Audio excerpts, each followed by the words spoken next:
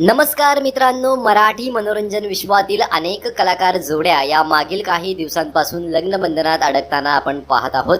आता अशातच आणखीन एक मराठी अभिनेत्री लग्नबंधनात अडकणार असल्याची माहिती समोर आली आहे.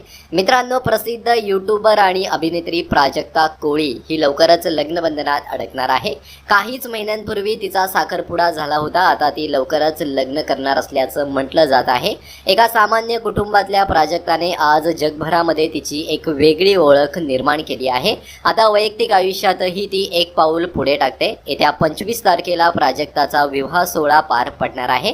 प्राजक्ताच्या घरात सध्या लगीनघाई सुरू असून लवकरच मेहंदी, हळद, संगीत या सोहळ्यांनाही सुरुवात होणार आहे.